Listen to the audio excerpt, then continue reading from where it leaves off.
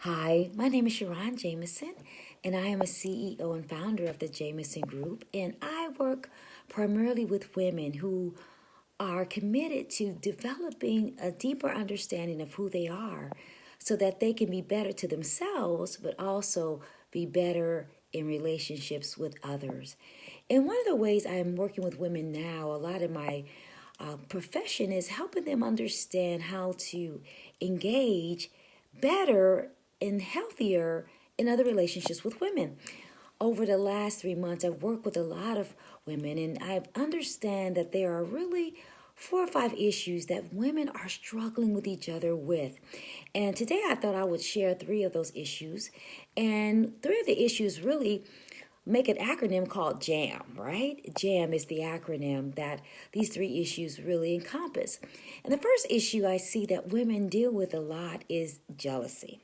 Now, most are really reluctant to say that they're jealous of another woman, but when I see them and have a chance to talk with them one on one, they really confide. Many women confide and confess that they are jealous. They are jealous because they feel as if someone has had better opportunities.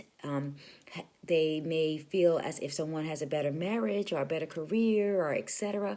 But the issue is they feel they have this perception, and they hold those feelings of jealousy and they never discuss them.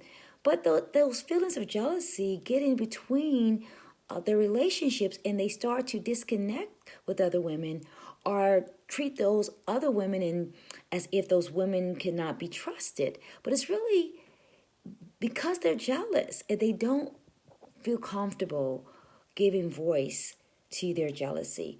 But I want to say that jealousy is normal, and when you can voice it without judging yourself, you can really handle it. And by asking yourself, why do you feel jealous of someone else? Do you feel like you don't have the same opportunities, the same abilities? What is the basis of the jealousy? The second issue that I see a lot is that there is a lot of anger because women are not handling their issues that they have with each other. For example, if someone is late, instead of saying, hey, I don't really appreciate you being late, I find that women don't say anything, but they just harbor resentment and bitterness, and that anger gets in the middle of the relationship and it tears people apart. Here's the truth. It's time to have some courageous conversations with people and say, listen, stop being late, stop wasting my time, or I don't appreciate when you do such and such, or when you do take this action, it hurts my feelings. I think that when we are able to express issues honestly and in a spirit of diplomacy, we don't have to have this anger that builds up and builds up and builds up, and then eventually we explode and we start to disconnect from relationships that we really need, because none of us are good as islands. We are wired to be in connection with each other, and when we forfeit opportunities to connect with each other, the people lose, but also you lose, because you need support, you need love, you need a safe place, a sacred place that you can connect with people. So anger is the second reason. The third reason I see a lot of women struggle with each other is what something I call minimization. And that's when you expect someone to not be who they really are, to accommodate you. I see women sometimes when they get into a new relationship, they won't tell their friends because they don't want to hurt their friends' feelings because their friend is going through a divorce. I see women who maybe just got promoted at their job, but they don't tell their friends because they don't want to make their friends feel jealous, or they don't want to have an imbalance of the relationship.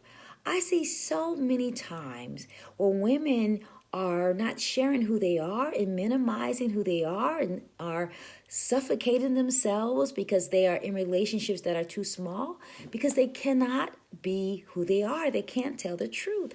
And anytime we cannot tell the truth, we are not in relationships, we are in traps. We should never feel restricted and confined to be in a certain way, and not having a safe place where we can celebrate our successes or tell our struggles, because someone does not want to hear it, or because we can't be our authentic self, our honest self, be real and raw and relevant. So I want you to think about your relationships and to ask yourself, do you have some sense of jealousy to someone else? Is there something about what someone has, what somebody else can do, what somebody else feels that you feel jealous of or envious of? And if you do feel jealous, admit it, confess it, and find ways to heal your own soul, find ways to build your own internal infrastructure, find ways to build your business, find ways to feel better about yourself and your abilities or your opportunities so that you don't feel jealous of someone else. It's sad when we disconnect because someone is perceived to have something that we don't. And here's the funny thing. The person that you are jealous of is usually the person who can help you most in your life develop what you want most in your life. So I want you to really consider if jealousy is the issue. I want you to honestly think about if there's some anger because you're not saying issues are bringing up the truth. Remember, we can never hide our pain because our private pain shows up in public ways.